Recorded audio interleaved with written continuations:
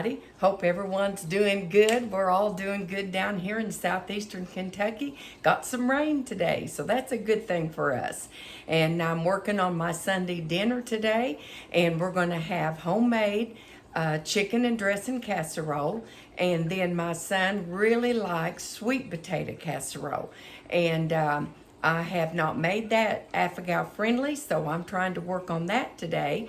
We're going to have deviled eggs, which I've already done on the videos, and so you can go back and check that out if you want to know how I do those Afghan friendly. And then we'll probably do some green beans, and I haven't figured out what else. But right now I'm working on the sweet potato casserole. So I'll let you follow along and see what you're thinking and see if you can try it. Maybe it'll give you something that your loved one likes to eat, especially with the holidays that's coming up. Everybody likes sweet potatoes on Thanksgiving and stuff.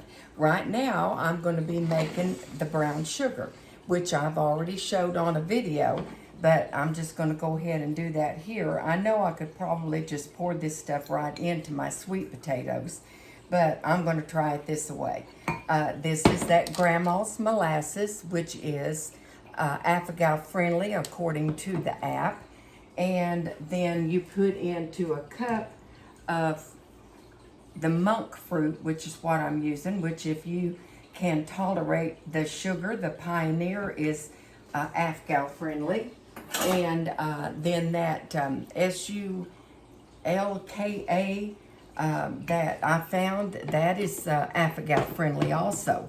But my son seems to be having a little bit more issue with that type of sugar, so we just went to the non-sugar monk fruit. So right now we're just going to stir all of this up in here and get this incorporated together.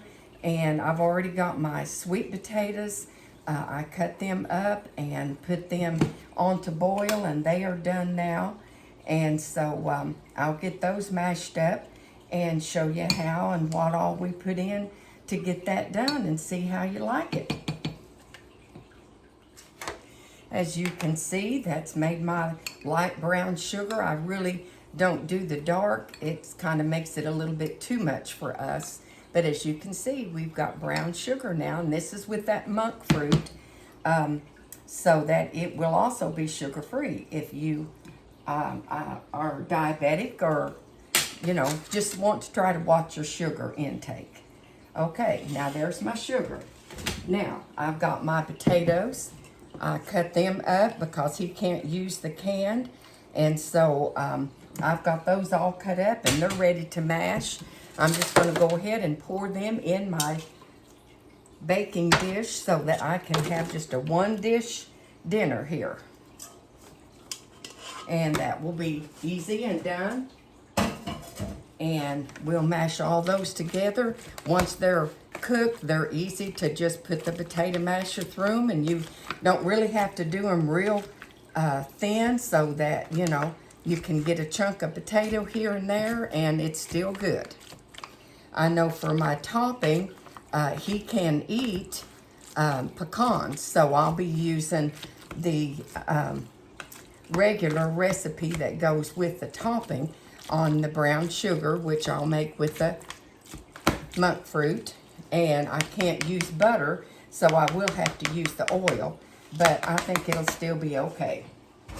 Okay, now this is our mashed up potatoes, and we are going to put in this brown sugar that we just made. Gonna get that in there because sweet potato casserole is very sweet and very good. Okay, and since we can't use margarine, which is what my normal is, then we are going to use 4 tablespoons of the vegetable oil, which is okay for him. We'll just put that in there in place of our butter. Okay, and then we've got 1.5 teaspoons of vanilla. We'll put that in. And then we have a teaspoon of cinnamon. All of this makes such a good casserole. And then we have some salt. that is 1/4 of a teaspoon salt. And I forgot to tell you that that is 3.5 cups of the sweet potatoes. If you use the canned sweet potatoes, that's just 2 of those 26-ounce cans, and drain those so that you don't have any juice. Okay, and then we add 2 beaten up eggs, and that's all there is here to the filling on this sweet potato casserole. You're just going to mix all of that up real good in your pan. Make sure everything's incorporated good, and then we'll make the topping to go on that.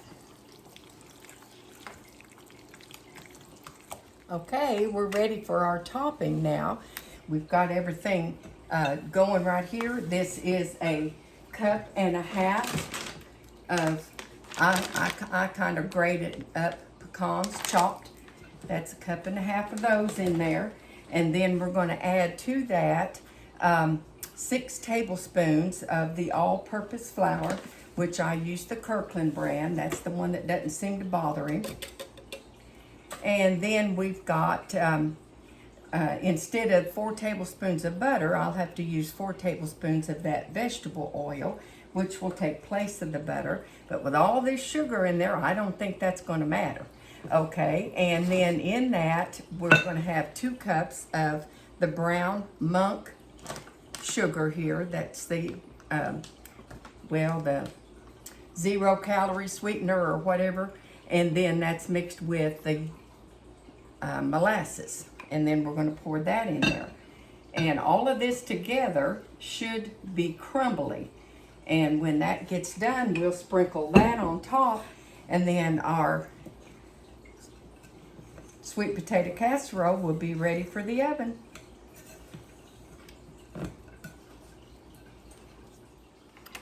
As you can see, it's good and crumbly the way it's supposed to be.